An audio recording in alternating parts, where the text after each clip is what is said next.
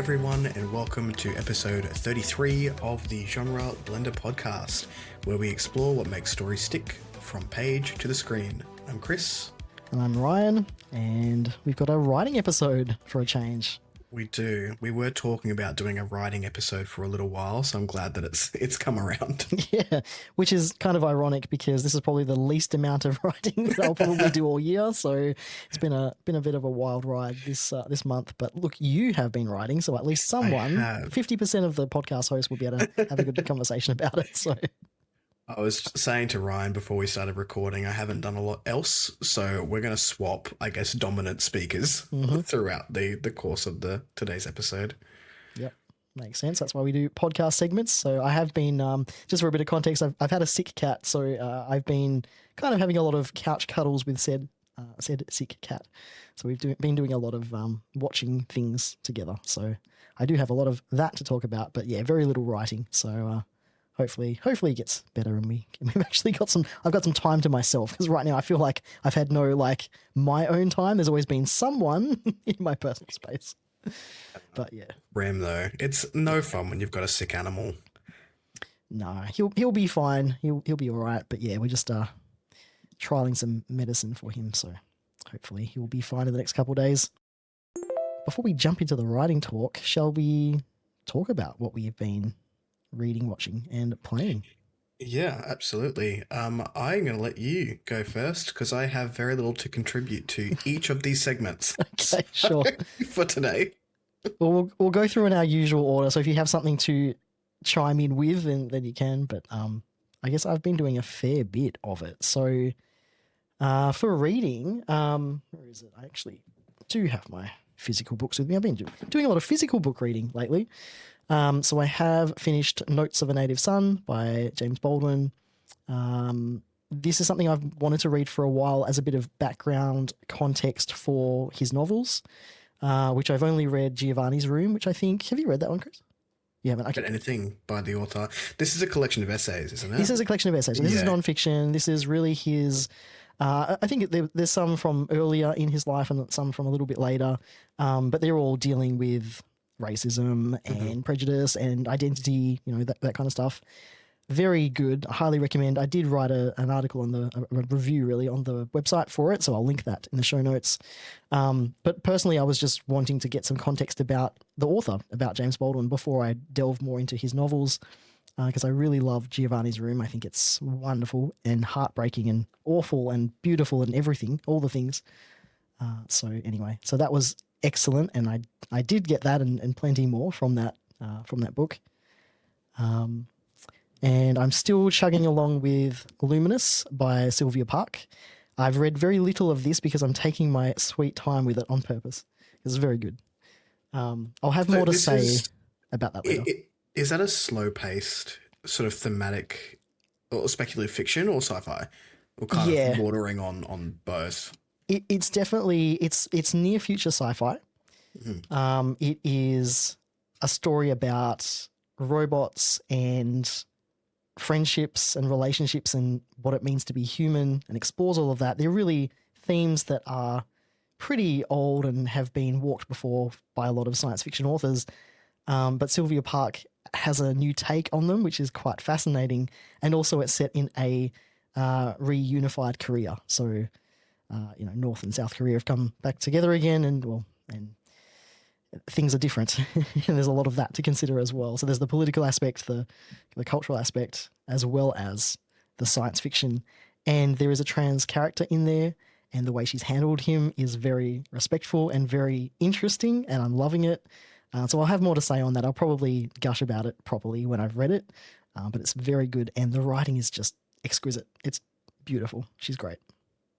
I know you're talking about the trans character that was in there as it being handled very well. Yeah.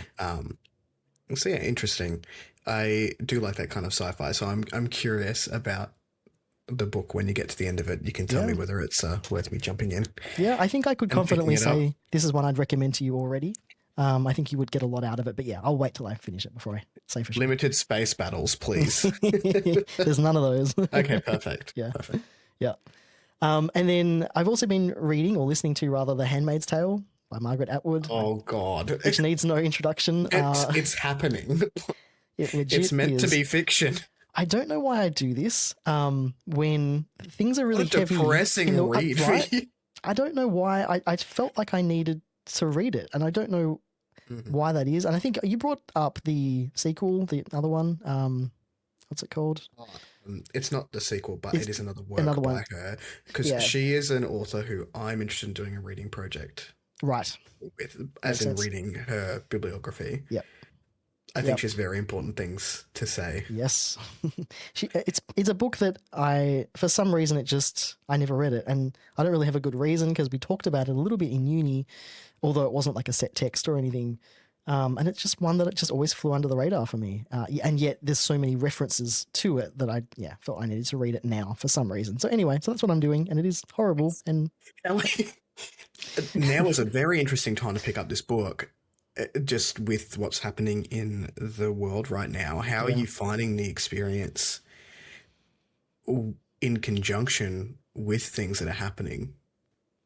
um, so when you read things at certain times in your life, and the context around your life infects, for better words, that's a terrible way to explain it, but what you're reading, the way Mm. you interpret it is through that lens. That's kind of happening with reading this. And obviously, it's going to change the way you interpret the book because of what's happening right now. But I also think that's really good as well. Like, there's a reason I picked it up now. Obviously, I'm thinking about that. My brain's sort of stuck in that kind of space at the moment where I'm trying to understand and just failing, and just grasping and just failing to understand. So it's good for that. What terrifies me most, though, and I'm guessing this is true, this is anecdotal to me, but like I'm guessing it's the truth, which is everything that's in the book is something that was real and actually happened somewhere in the world, in a culture somewhere. So she's kind of amalgamated a lot of the different things and put them together, but nothing is not true. There's always there's somewhere where that whatever happens occurred, and that makes the whole thing even more terrifying. There is a section at the end of the book, well, the physical book. It's been a while since I've read it, which actually goes into where all of those things have occurred, and there's a note on it. But yes, that's Yep. true. I think that is a theme of Atwood's writing Yeah. throughout, is that she writes about things that have happened in a fictionalized sense, and that makes it scarier. Yep. But I think it's an incredibly important piece of feminist fiction that I think Yeah. everyone should read, Yeah. whether Agreed. it's comfortable or not. 100% agree. The narrative style as well, and this is again, I know how Atwood writes just from excerpts and things. I've just never read a proper book of hers and sat down and read it. And what strikes me is just the way she uses narrative, and you've got like this reconstruction that's happening. It's a story within a story, and there's memory and experience tied into reconstructing a narrative and all of that. And again, I haven't finished it, so I'm sure this will all sort of come out at the end as well. But it's wonderful. It's magnificent. She is incredible. Yeah. If you are still doing your masterclasses, I'm pretty sure she has one on Yes. writing. Yes, she does. That is Um, on the list. yeah, it's. Yes. I always really enjoy listening to her speak as well, about how she crafts her stories. So, um, I'm I'm chuffed that you're reading it, not because it's the most enjoyable book on the planet, but it is one that has sat with me, and I will probably Yeah. reread, um, maybe when the world is a little less shit, or I'm in a better mental space to pick it up again. Because I read it many, many years ago, and it still sits with me to this day. Yeah. I think it's going to do the same for me. But anyway, 50% of the way Cool. through, so I'll let you know what I think at the Perfect. end. Have you read anything before I move on to the other ones? Yeah, I've read a little bit. I've been beta reading a lot this month, so not necessarily things I can speak about. I've done two beta reads, but I am currently rereading Dune. So Nice. I want to reread more, and we've got something that we're going to talk about in a few weeks' time. And this was not on my radar to reread, but I am doing a podcast with a friend of mine this Thursday night. So I thought I would try and read at least a decent chunk of it again, just to refresh the ideas. Um, this is one of those books where, again, it sounds elitist, but I would really encourage readers to not read this at surface level. I think you're doing it a disservice to read it at surface level.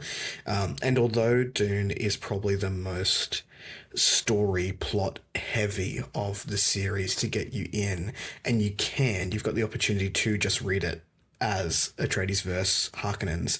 There are so many layers to this book about power and what that can do to someone, both positively and negatively. And it goes into, is it a good thing to give somebody a messiah like power? And we start exploring that much more philosophically throughout the rest of the series. But the foreshadowing is all in this book. And I'm getting much more out of it the second time, shockingly, as that is what rereading is good for. But picking up on a lot more of that foreshadowing now that I've read all six of them, or Frank Herbert's anyway. So that has been really good. I'm reading it very, very slowly. I think I read 20 pages before this, but I'll put it down. I might read another 20 pages later. And I think that is the way to tackle something that is quite thematic. So do it in very small bursts so you've got that time to think about it. For something more fun, I am reading a book called Sefriel's Hand, which is a self-pub. The author has unfortunately passed, but she has been quite revered as a very good self-pub author. I think she's Australian. Her name is Melissa McPhail, and this is for fans of things like Wheel of Time. It's epic in scope. It's quite classic fantasy feeling. There's magic. There's different races. There's two estranged brothers who are on different sides of this world, and it's very much a setup book. But I'm having a great time with it as something a little bit lighter than Dune. I do like to couple something quite thematic with something that's just enjoyable. I also read this book here, The Iron Widow by Shiran Zhou, I think is how you pronounce it. This author has really cool ideas, but I didn't love the execution of it. And this one is for a book club that I'll be discussing in real life, hopefully on the 5th of Feb. It is penned as Pacific Rim cross The Handmaid's Tale. Yeah, I remember you mentioned that last time. I was like, huh. And the genre blend in here is really cool. Again, it's feminist fiction. The ideas in this, the themes in this, absolutely deserve to be spoken about, and they should be yelled out from the rooftops. And it really does hit you over the head with its themes. And I don't think that's necessarily a bad thing.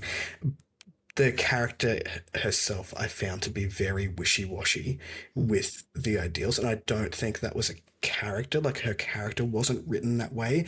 It is the writing of the book. So I took issue with that. It's unfortunate that that was the takeaway, but at the same time, I am interested in carrying on with the series because I do think that the themes are important. So I'm interested to see if the author, if they improve that as they have been writing more. But yeah, I enjoyed it for what it was. It was easy to read, very bingeable. It should mention that is YA, very dark YA. Yeah, that's basically what I've been reading. Yeah, interesting. I didn't realize that was young adult, actually. I think when you mentioned it last time. The cover doesn't strike me. The presentation of the book doesn't really strike me as YA. So. It's very dark for a YA book. So I would argue you probably could go into new adult territory, and adults are going to get something out of it as well. But the language used is simple enough for young adults to be able to pick up on it as well. Sure. Yeah, cool. Awesome. All right. Well, I've watched a lot. As I said, I've been sort of on the couch with the cat. So, I watched all of season 4 of Stranger Things. So not the latest season, the final season. I've got that to look forward to now. So that's coming up for me. But season 4 was fantastic. I was really behind. So anyway, I'm still behind, but it's okay. I've watched the first 2 episodes, so that's how behind I am. Do you remember them? Did you like them at all? No, not at all. It does seem like my type of show, though. I reckon you'd get a lot out of it just because of the whole, the retro vibe of it, the way that's presented, the D&D references. Like, it's just cool for that, if nothing else. But it's a fantastic show. And I've also caught up on all of Star Trek Discovery because I was behind when they switched networks and we didn't have it anymore with Netflix in Australia. So I just dropped off I stopped watching it basically. So I watched the final season, and that's season 5, and it was fantastic. The ending was just like a big.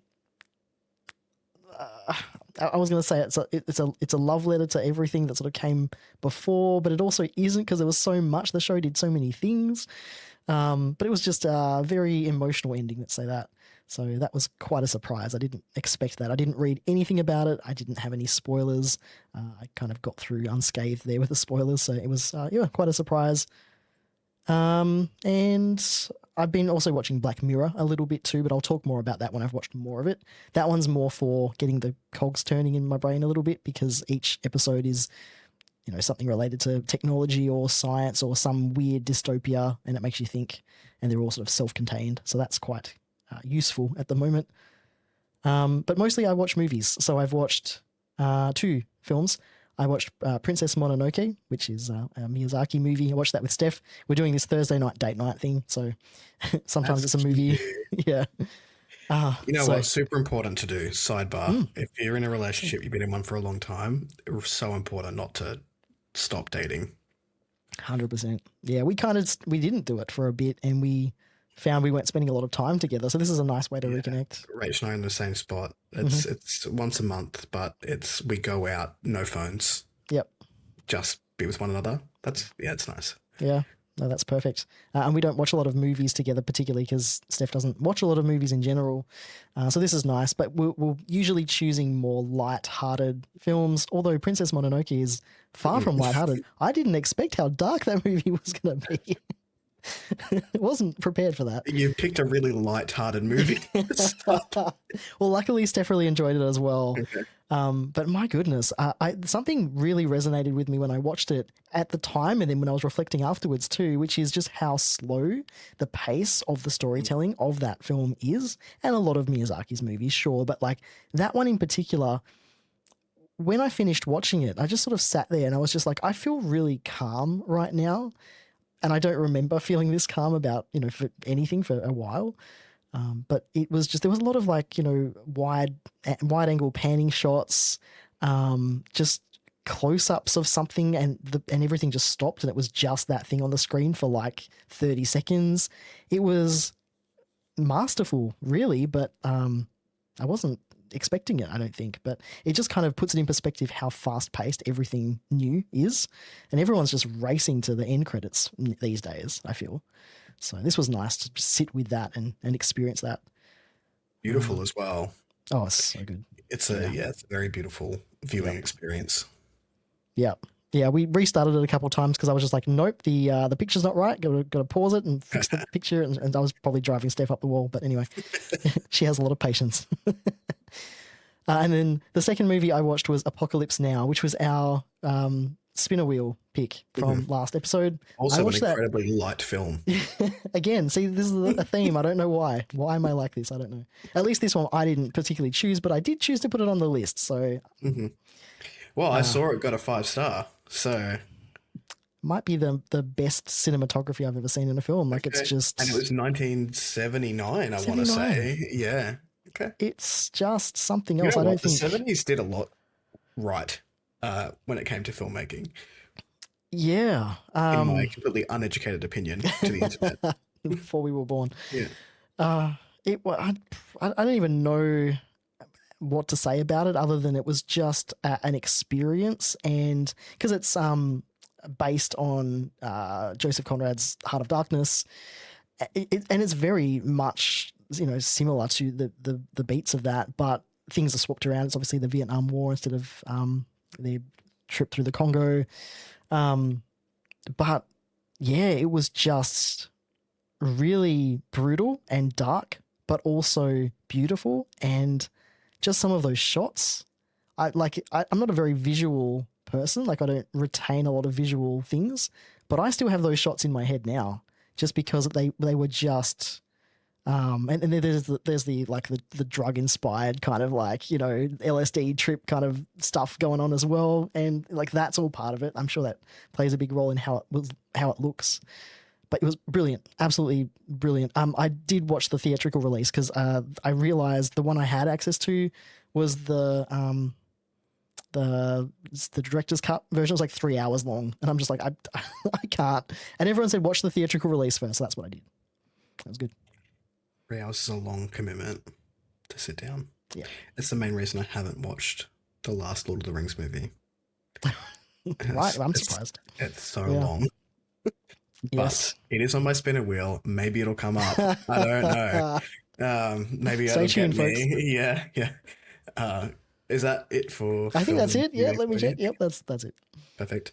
I finished Heartstopper finally. So Hey.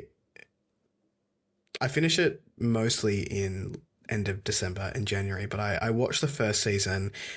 It's not something I would normally gravitate towards. I think I've sort of aged out of the high school content now. But you know, I heard the representation was really good, and it is. This is representation done right. I also love that it did stick to its roots. We're dealing with young people from all walks of life, and it was really beautiful, particularly for young people who need some form of representation. And I think from start to finish, like super wholesome. It's not to say that they didn't go into some dark territory with it, because the last season in particular dealt with eating disorders, image, coming out, and the difficulty with that. I really loved Isaac. Like, he is my favorite character by far in this whole show. I think I just want to protect him. Like, he's just an adorable little guy. Want to put in my pocket. And his very brief storyline, it's not that they really put too much focus on anything outside of Nick and Charlie. And again, that's fine. And I think this is where it did representation really well, is that it touched upon these things so that other kids could see themselves.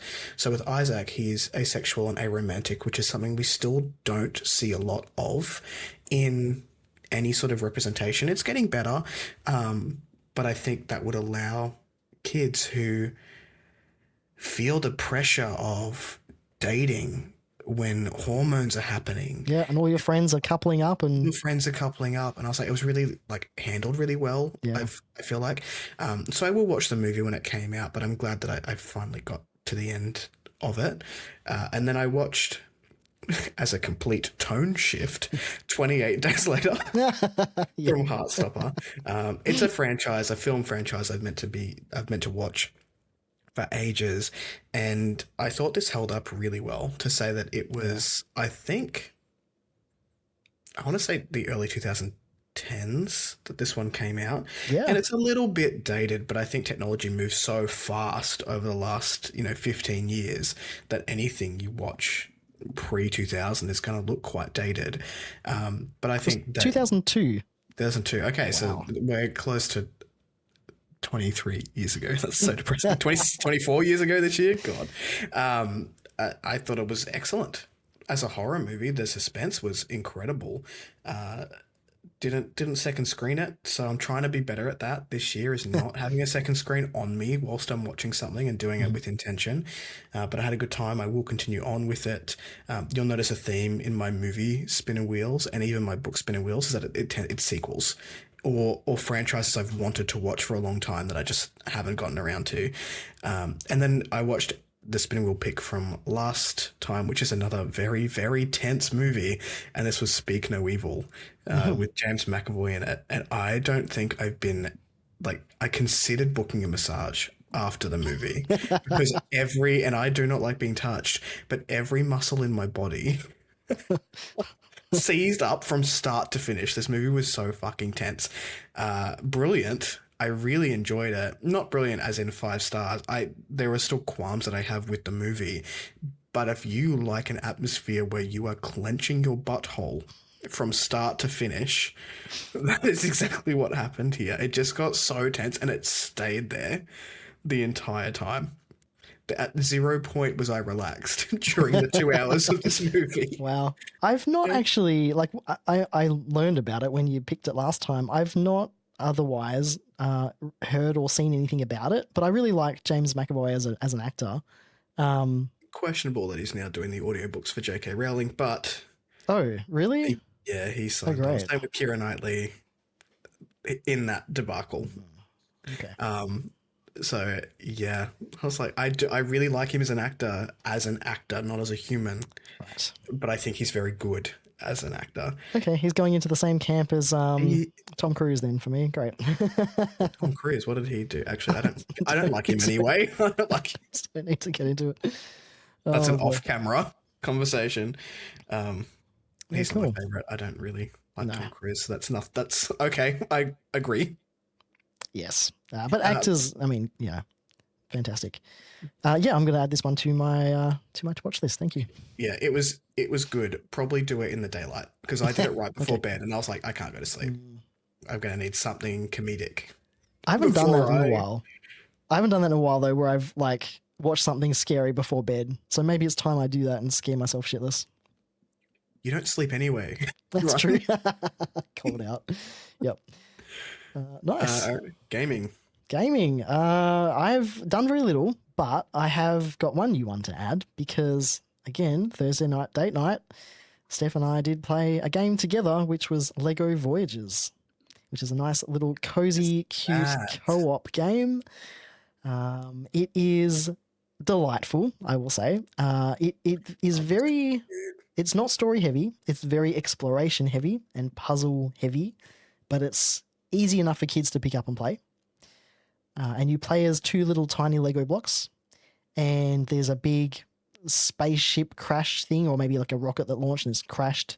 And now you can start roaming around the world and you're trying to explore it and discover things. And the storytelling is done through the discovery of the world. And I love that so much in games. It's one of my favorite things. I love this. I think I love it more than Steph loves it. She was just like, what is happening? I don't understand. What's the story? And I'm just like, there isn't really one. We just roam around. But there's these cute little moments where like they have these houses at the beginning and there's like a whole like island that they're on, and it's like a really small island, but there's like little deck chairs where you can sort of sit and stare at the night So sky as a Lego block, so it's just, I don't know, it's adorable, and I can't wait to play more of it with her. So it's a great co-op game if you have a non-gamer in your life and you're just like, Mhm. I really want to play something together to experience something. This is definitely that game. It sounds cute. I just looked it up while you Yeah. were chatting about it. It does look very cute. Yeah, I also only have one new one to put on here. I mean, I'm still playing Enshrouded with a housemate. Mhm. We play it whenever she's off shift and probably get a couple of hours in it. So like that gets an honorable mention in here. I think because it is such a big game, even in early access, but we're doing it together. Like that'll continue to be something that we just sort of jump in together Yeah. until we like there's a lot of playtime in there. If even if you like exploring, if you want to do missions, if you just like going into places you have no business going into and dying, which is Which is what what you we do. tend to do. Although Rachel just bought a PC, like she's pulled the plug, she's bought one. She's sick of not being able to play games with us, so Fair enough. that is the drive there. And she doesn't like outside of the Switch, she's not a big handheld gamer, so she Sure. wants a PC. Also, I think she wants to stream with Jim. Anyway, that was a tangent. I went back to Saints Row, so I think it's the day one edition, and I don't know why I picked it up. I was looking to console game. Like I specifically wanted to sit and play something on the console, and I didn't want to commit to anything. And Saints Row was such a good franchise for just getting in and having a like it's just an urban playground that makes zero sense.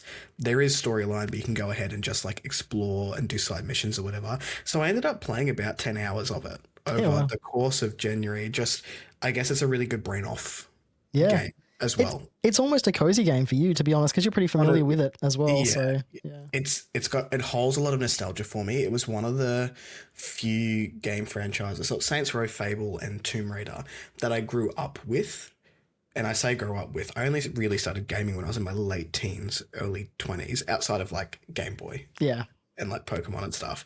But I think because I associate that with relaxing, Mhm. so it was easy to pick up. It's so funny to me to say Saints Row is a cozy game, but you're Makes sense right. though. It Yeah. does hold that Yeah. sort of emotional feel. Is that I'm just in here to you know fuck around for a bit Fuck and shit up, turn it off. man. In I like that they really leaned into the ridiculous, and there's like Yeah. one set of missions in this day one edition where you play LARPers and you have like guns that don't actually kill anyone, Oh, and no way. the cutscenes when you kill people, it's all really dramatic and they just like fall down and stay there because they're not actually dead. And I was like, it's nonsense, but it's fun nonsense. That's actually really funny. It's I very might have to funny. look that up on YouTube because I'm probably never going to play it, but like I want to see what that looks like. That's funny. Yeah. It's some of the missions are so dumb, but very funny. You're like fighting for ownership of the desert and you build this sandworm on a car and that is your I think it's called the Balrog and you've got to like protect the Balrog from other LARPers. Nice. That's great. That's actually great. Um, yeah, cool. Yeah, awesome. That's it's good to have your little cozy go-to game. I'm hoping Pokemon Pokopia will be like that for me. Like I can just pick up and play it and jump in. It But was kind of giving me like Minecraft vibes, but with Pokemon. you know what it reminds me of actually? Dragon Quest Builders. I don't know if you've ever seen or Oh played that. yeah, I did. I actually owned it, but I gave it to a friend's kid because I just never picked it up. Yeah, it looks like that with the blocky look to everything and everything sort of fits Yeah, together. yeah. I played the second one. That was actually, I remember I have a memory of, I must have been sick or something for a while. So that was my game while I was sick. It was keeping me sane. It was Dragon Quest Builders 2. So I never played the original, but that was great. And I never finished it. I think I must have got better and just like, "Yeah, I'm done with it now." All right. Shall we talk about our writing journeys or my lack thereof? Yes, let's jump into it. I've tried a few different things this year. Well, one different thing, which has consequently changed others. But yes, it's been a good month for me so far. Not to brag. That's good. That's what we want to hear. Um, yeah. Well, okay. I guess. Do you want to talk about what we're working on? What are our hopes and dreams that we are working on this year? I hope to write something. Yeah. Um, Perfect. You're in a good starting spot then. yeah, let's let's start with what our current projects are and what we're working on, and then we'll jump into really the point of this discussion was ideally it was about what we've done to sort of kickstart our writing habits for the year and really set us up for success, and the actual proper stuff we've been doing to help with that. So yeah, let's start with our projects. I'll briefly just mention because then you can dive into yours because you have a lot more solid stuff to talk about. But for me, it was mostly I've got three things on the go. One is the beginnings of a novel or a novella. I haven't pinned down the length of it yet, which is more of a science fiction, near future techno thriller kind of story. I'm in the planning stages for that, but enjoying the process of that. And then I've got two short stories on the go. But I'm also just working on a lot of like writing prompts and just like trying to get into the habit without having any output or something that I need to produce for any reason. Again, I'm not writing for anyone else right now. It's for me. So I'm just trying to get my skill up again because it's been a while. But yeah, they're my projects at the moment. One is the short stories. One is more contemporary. And then one is more sci-fi. Are you a fan of like flash fiction of those writing prompts? Yeah, absolutely. I think it can be a great way to, build up those writing muscles again. I Exercise. just, Yeah. I haven't done a lot of it. That's something I wanted to explore last year and just never got around to it. But writing flash fiction and keeping it as short as you can, like doing really, really short, super short flash fiction. That is a tongue twister. Yes, I'd love to do more of that. Have you done any of that yourself? Bucket flash fiction. It's hard. It is hard. It's hard to write something impactful in a paragraph. Mm-hmm. But I think the people who can do it, it's such a cool skill Yeah. to have. My projects haven't really changed from when we chatted about it in whatever whatever capacity we were talking about. Maybe it was our goals. So I'm working on two projects this year. One is a short story collection. One of those short stories that I have since finished ended up being 16,000 words. So that is novella length or novelette length. I'll cut it down, hopefully. So I hit 25,000 words on that and sort of finished off. That is a project that I'm working on. And then the Alpha Cycle Book 2. So I am also currently working on that. I think I will hit a bit of a standstill on that after the bit that I'm currently writing. But that is kind of why I've got two projects that if I pause on one, I don't have to Mm. pause writing. I'll move on to the other one while I'm thinking about whatever I'm stuck on. Yeah, it's a good plan, and that's why I have multiple projects as well, because a lot of your stuff comes from your subconscious as well when you're not Mm, actively thinking about it. So quite literally resting your brain on that particular topic is helpful for the creative process. At least I found. Not for everyone, I'm yeah, sure. 100%. I think it actually has been proven that that rest period is really good for creativity Hmm. and whatever that looks like for different people. Yep, exactly. Cool. So let's talk a bit then about what we're doing to help with our constant or consistent writing. Things like our writing spaces, where we write, what time of day we write. Since you seem to be getting some words down, I'd love to know all about your secrets, Chris. Please tell me what you're doing that's working. You know what? It's really not going to work for you. Yeah, no, What it's I'm not. doing. I say it It's half ironically. absolutely not going Yeah, to work for you. I've really taken away all rules that I had about writing. shocking. It's just free. I look. I learned I was a pantser, and I was like, Mm, that was news to me because I'm mhm. so routine oriented. Um, and the only rule quote I have this year or have followed thus far is write every day. Mhm. There is zero limitation on what that looks like. Time of day, where, what I have to do leading up to it. That is also currently trying to unwork some potential OCD that I've given myself, which is a not content for this, but just allowing creativity to happen when it happens.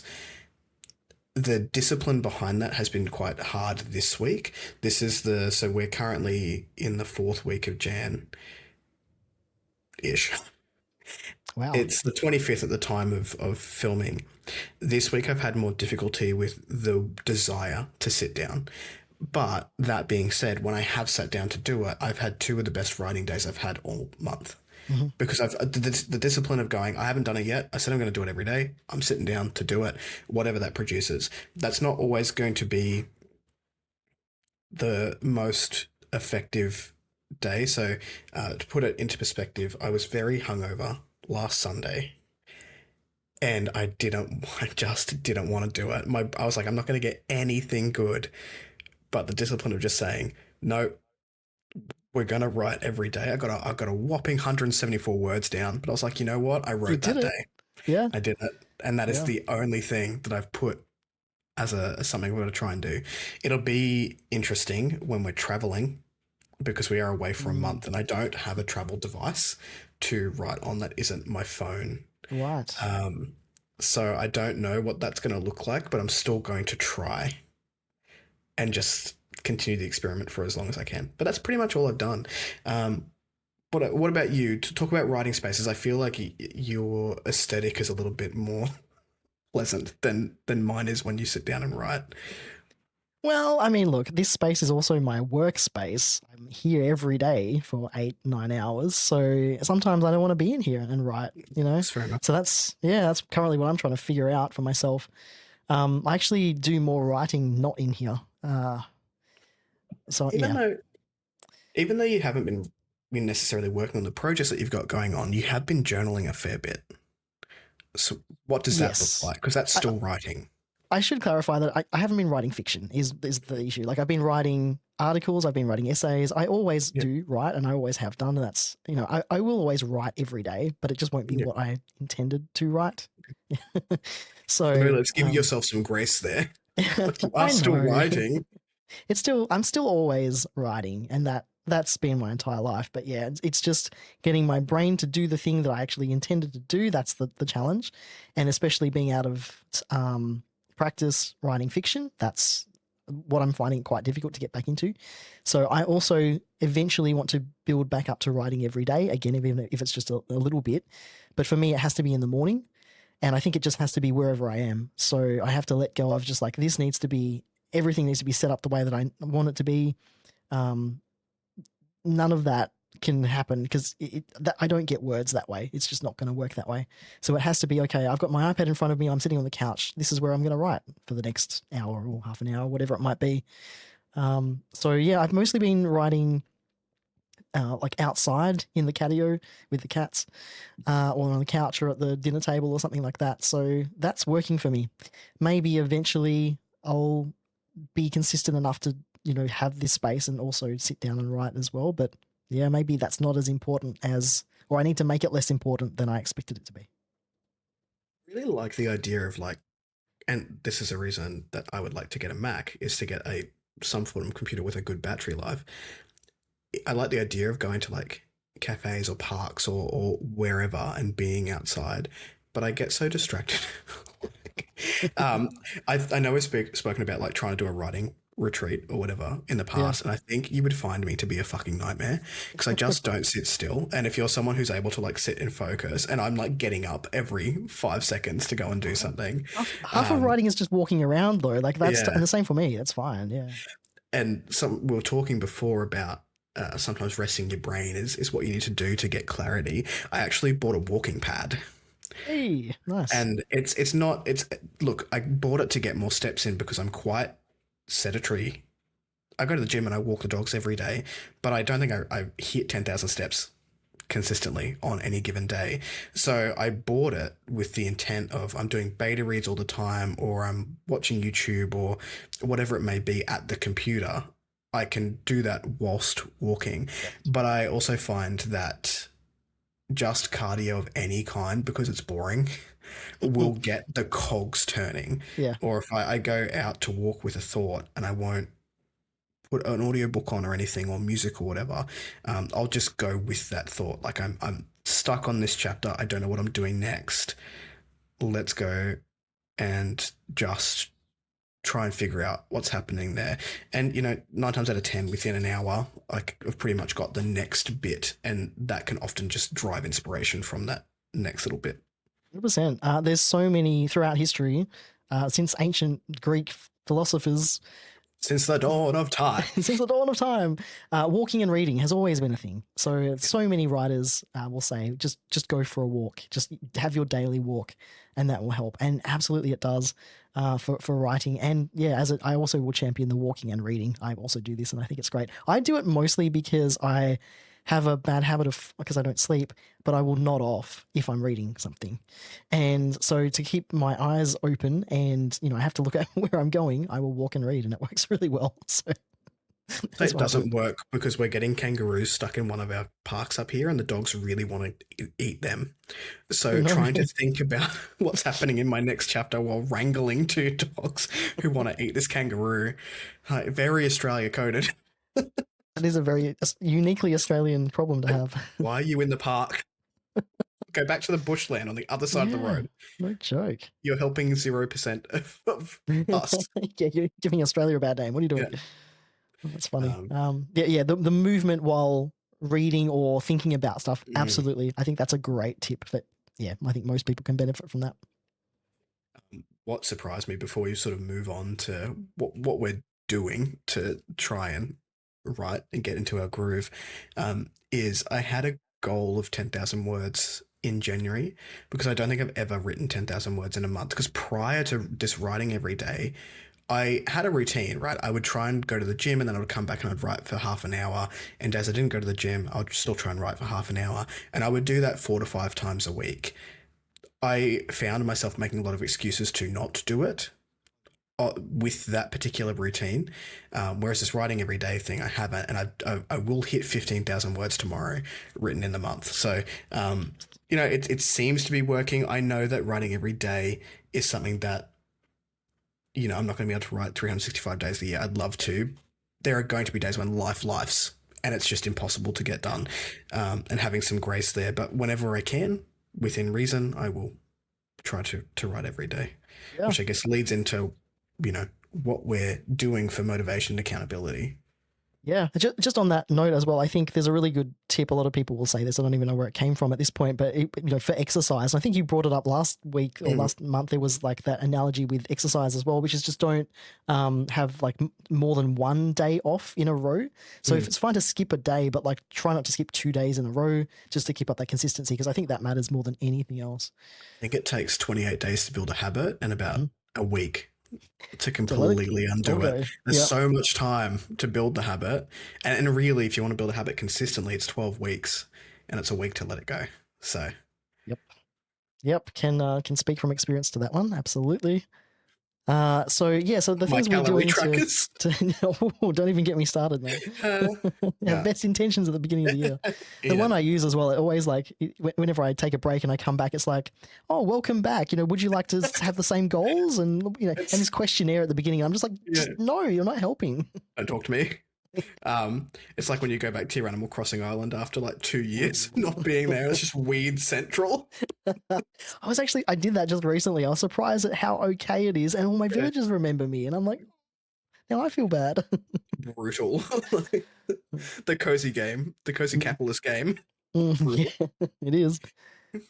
So let's talk about what we're doing specifically, because there are a couple things that I'd like to mention that are kind of have been quite useful.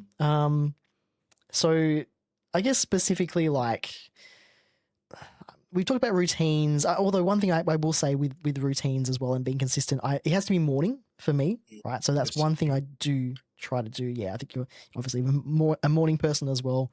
I don't know how people write in the Do you know evenings. that's interesting though? Because with the whole having to write every day, there have been days I just haven't had time in the morning. And because I am so stubborn with this goal right now, there have been times where it's gotten to 7 or 8 at night and my brain has turned off. But because I told myself I have to write every day, I'll just open the document. And look, they're not the best writing days, but I can still get it done. You still did it. A lot of people will say just write even when you're like sick and kind of Mhm. delirious, and just write anyway, because sometimes things will come out that you didn't expect. Sometimes that's gold. So lightning in a Let me bottle. tell you, some days it is not. Well, that's the fun for That's future you, who that's the gets to fun of untangle all of editing, that. isn't it? Yeah, Yeah. that's it. Draft two is always the interesting one. I say Mm. always. I've written one thing. Well, I think I you're spot on assume though. Yeah. it'll be the interesting one. Draft one is trash, and then draft two is when you start actually. Yeah.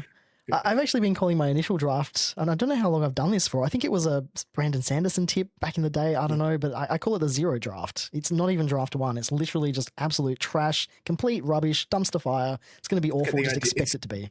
get your ideas out. That's it, That's it. and That's it. refine. Yep.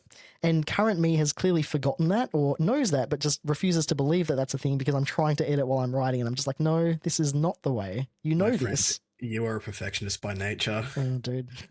There's unpacking to do there. There's a lot of unlearning to do. Yeah. Yeah. But there are a couple of things I have been doing that have been helping, or at least helping the motivation. And that is right now, that's fine. I will take that. So, things that have been helping me currently, there's a few. I subscribe to Masterclass because they had like a discount, purely for the writing content, because I've tried things like, what's the other one? It's like Skillshare. There's a couple of Oh them. yeah, Skillshare. Yeah. And they're all really good, but for writing, there's not a lot of writing content. I did a photography course through them. That was great for street photography, so that I recommend. But for writing, there wasn't a lot. But Masterclass seems to have the most writing content, and it's not really so much about like the tips and the tricks and the whatever, because you reach a point you're just like, look, I've heard all this before. I know this. It's something I'm doing already, or I recognize that that's useful or that's not for me or whatever it might be. It's more just like listening to authors who you admire talking about what they're passionate about, and how their approaches to things. I'm finding that really motivational. Just purely for the like listening to them go through their process, why they do what they do, or why they. I mean, a lot of them are just talking about. You can see their love of writing. Yeah. I watched one by Joyce Carol Oates, and I recommend this one. And I've read very little of her work, just a few short stories, but she's fantastic. But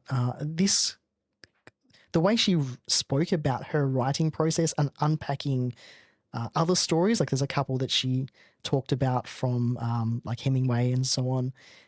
That was really useful, I found, just because you've kind of you've seen how I guess what you're supposed to do. Like if you go to any kind of writing course or any kind of lesson, you know what you're supposed to do. You kind of know what works, what doesn't, and you know the rules are kind of there as a to form a base, but like to be broken.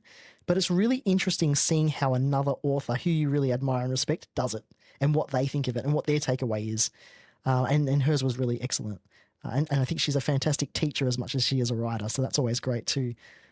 So I found that really valuable. And also a couple of just, free podcasts and things like that. So I've just been immersing myself in a lot of motivational, other writers sharing their experiences and finding that quite valuable. So yeah, is that something you've done at all, Chris, or you don't need that as much as clearly I do? I don't say I don't need it. I think it's always, it doesn't even matter if it's writing. I think just listening to someone talk about something they're passionate Yeah. in, whether you are passionate about that thing or not, is always quite inspiring. And I don't know, it's just a lovely feeling of productivity, I guess, and elation for that person. And you can often take that feeling or that concept and put it into what you're doing. Yeah. For me, like I like the writing sprints. I like getting other people in there. I like hosting them regardless of whether it's just me or it's not. The fact that it's just open to other people who want to come in there, I enjoy doing that sort of thing. But in terms of, I think the practice of writing and listening to other people give us their advice or what they do, it's always interesting to see how different we are as people. And it's very much worthwhile learning about what other people do and just trying things because you're going to find your own way. And I think that's important, is to not try and mirror anyone else exactly. Or if you do, try it, figure out if it works for you. And if it doesn't, be open to going, that didn't work, but this element of that thing worked. So I'm going to take that element and keep searching for other things and 100%.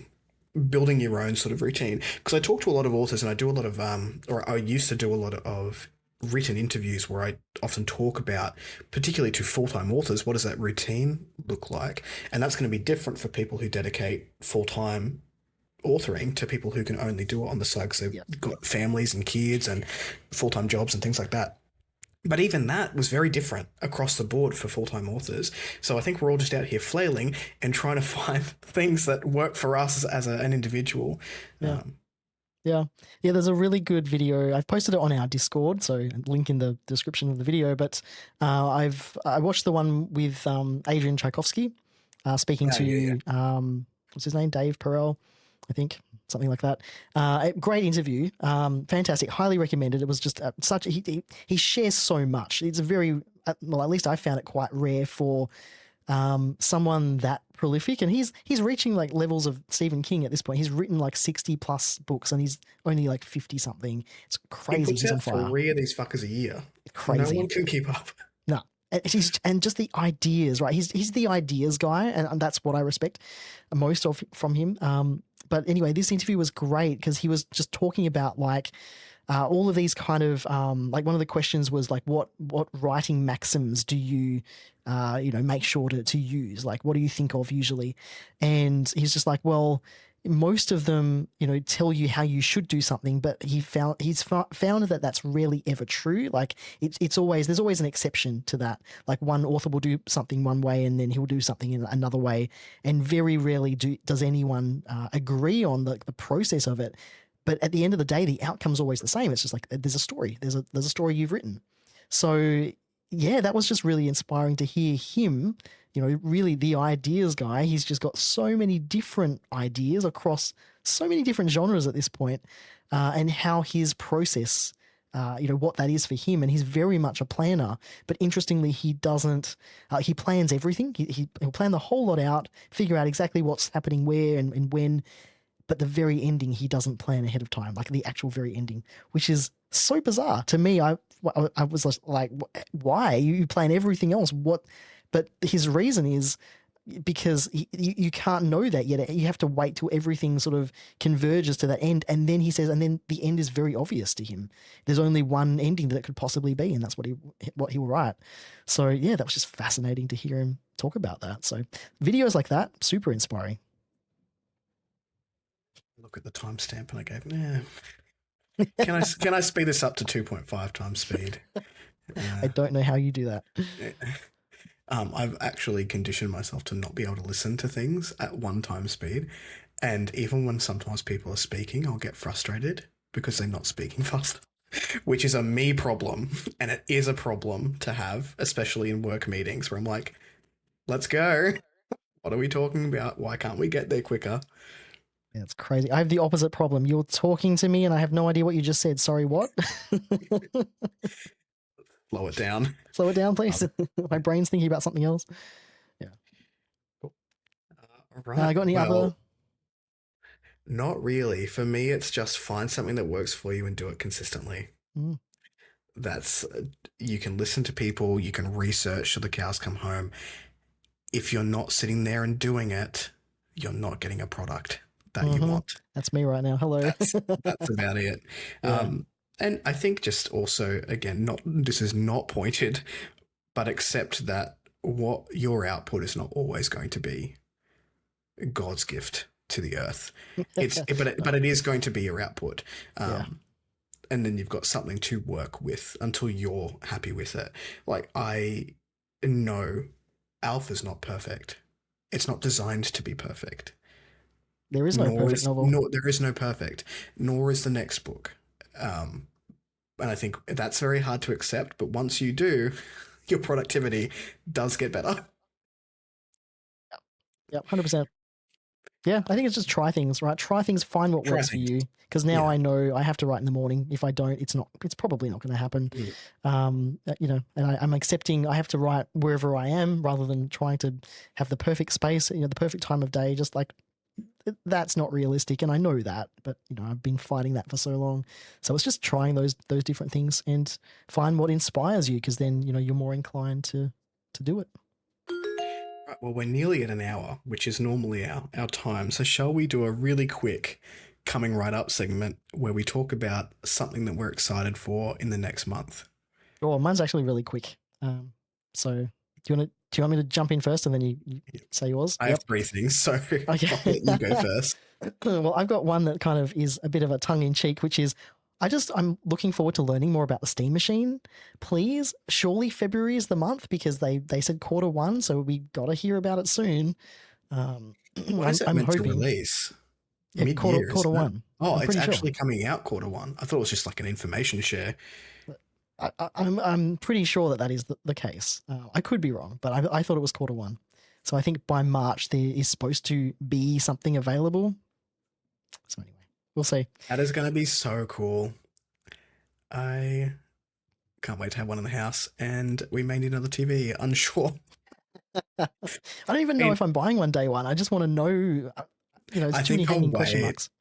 I'll wait for some early reviews to come in and see what it's like. Really great idea. When I said I want a new TV or might need a new TV, where I'm sitting on this desk there's an old bracket mark in the wall from above, but I have a standing desk.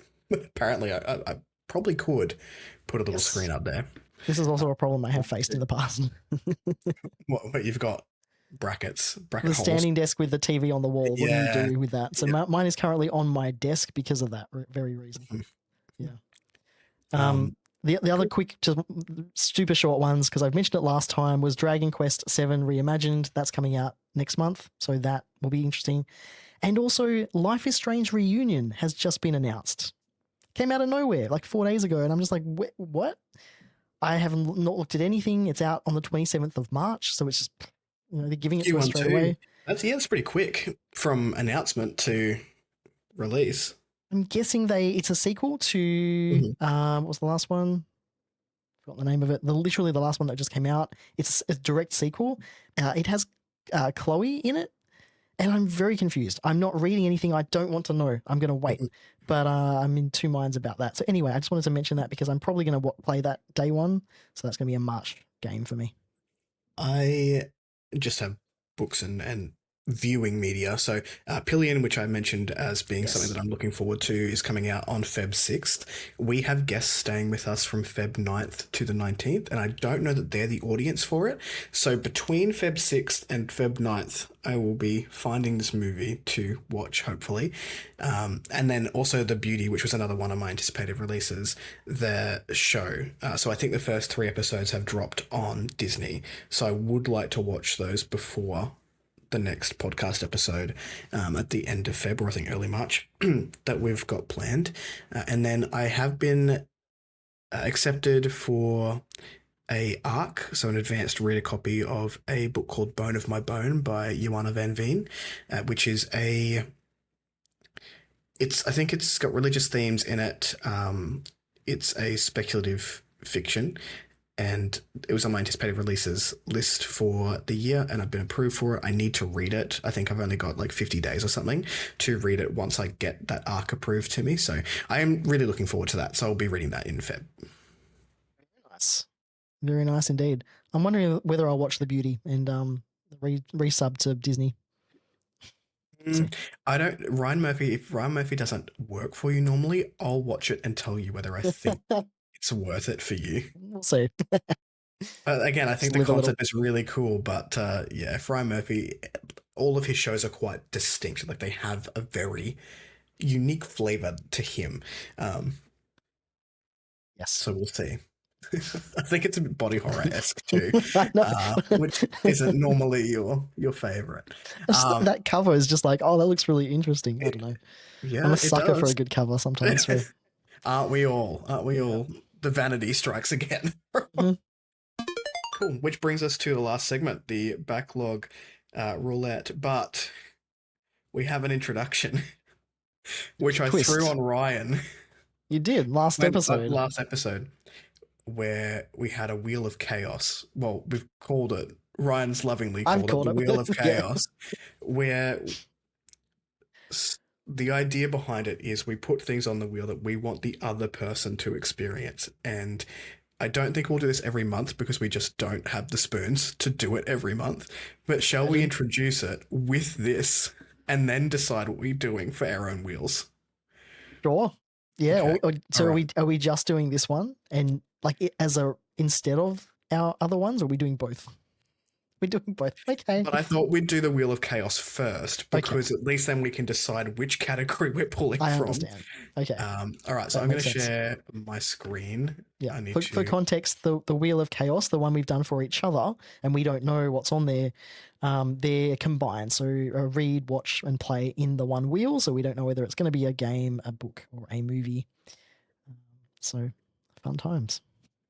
I also don't know whether you've watched any of these. So I've got your wheel up. So this is what Ryan is doing. Interesting. Q1.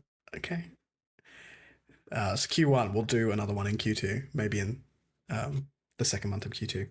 All right, ready? Go for it. Yeah, I'm seeing it already. There's a couple I have, but that's okay. That's great. There's a lot go that I with the haven't. backup. It's going to be the one that you haven't.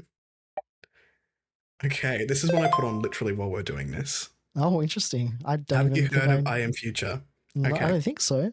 I don't know if this is going to be an art style that you really like, but I Am Future is a cozy post-apocalyptic game on Steam where you wake up on a building in a metropolis and everyone around you is dead, and you have to, well, presumably dead, or also on the top of buildings in this metropolis, and it's the whole world's been flooded.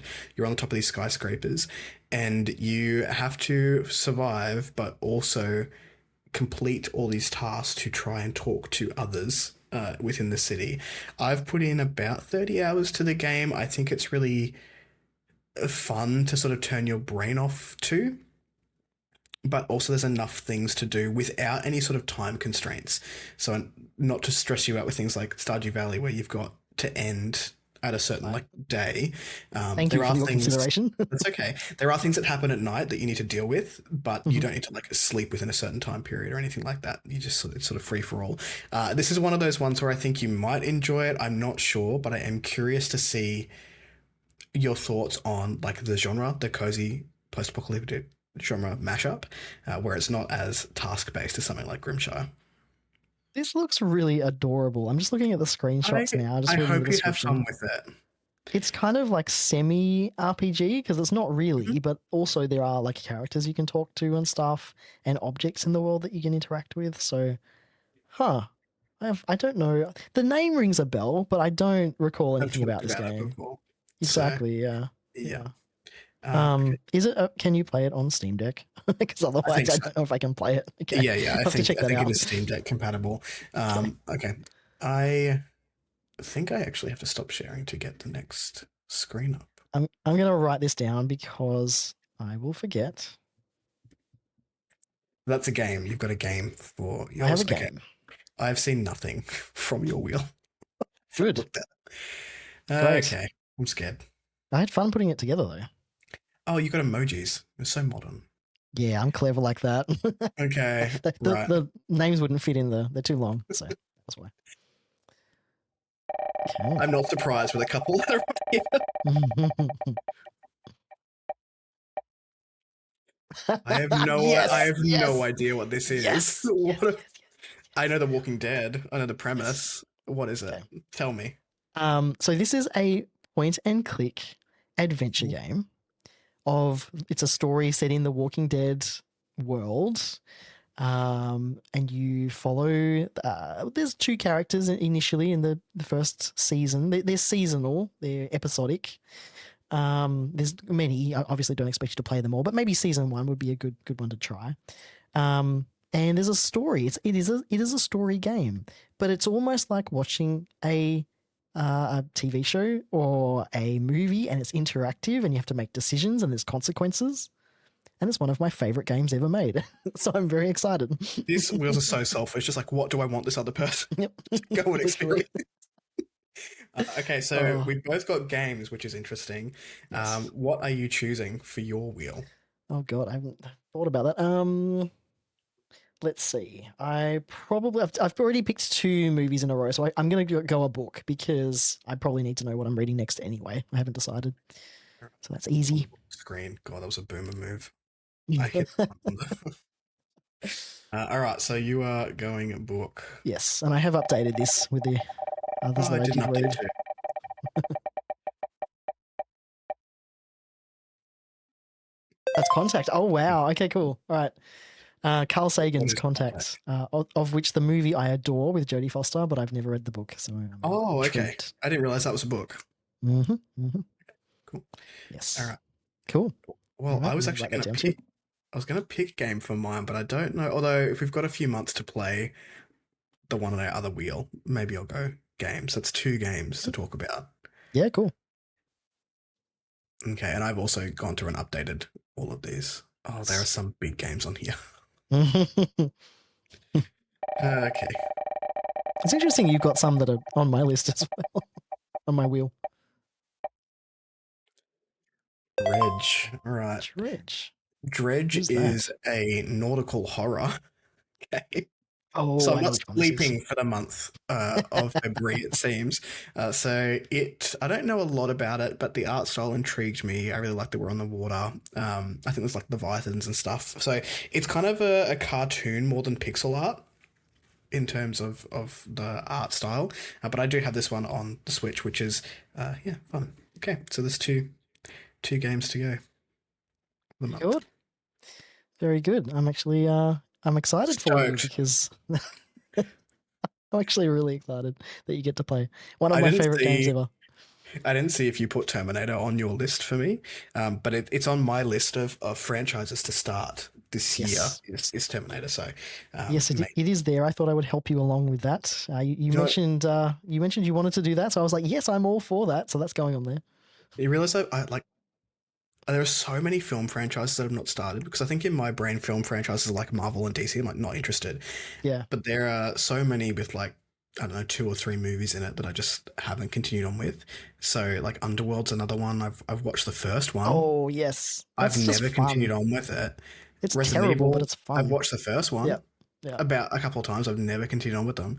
Yeah. So yeah, there's a bunch. Some of But those cool. are really quite bad. When we talk about bad movies, I'll probably bring a couple of those up because I love them anyway, but they're terrible. Resident Evil is objectively not a good movie. Sorry, Mila Djokovic. I know I've like shat on you not that you'll ever watch this a couple of times. Movies that you've been a part of. But she is in a lot of terrible movies. It's just She she picks does them. I make don't know. some choices. You know what? Sometimes it's a paycheck. I respect that. It's Like, fine. Totally fine. Cool. All right, good episode. Indeed. Sorry. I fucked up the outro. This like, whole where time is I'm it? just like, shit, where's the notes? Where's the notes? And Yeah, then yeah, I'm like, I was okay, you're looking for host it. one, so that's fine. Yeah. I can just let it, you can just do it all. And then Perfect. Great. Got it. Anyway, thank you so much. All right. Well, that was the episode. I hope you have enjoyed it. It was nice to talk a little bit about writing habits. And I think we will make that a pretty regular segment, not in its entirety, but just updates on where we're at. So thank you to everyone who has tuned in to this one. Notes and links to all of the things that we've discussed will be in the show notes down below if you want to go ahead and check that description. If you are looking for us, you can find Genre Blender Podcast on YouTube and in the podcast player of your choice. And if you haven't already, consider dropping us a subscribe to the YouTube channel. There's a little bell down there you can go and hit. It does help us out a ton. We might crack the 100 this year. That is the aim. Fingers crossed, and it will let you know when we make a new episode. You can also go and visit genreblender.net where you can find everything else that we do, including Ryan is writing some articles over there. So if that's your jam, go ahead and check that out. absolutely. And to all the world hoppers out there, we wish you safe travels. And we'll catch you in the next episode, which we'll find out when you find out. Not sure what we're doing yet, but it's gonna be a fun one, I'm sure. Until then, though, take care, everyone. Ciao.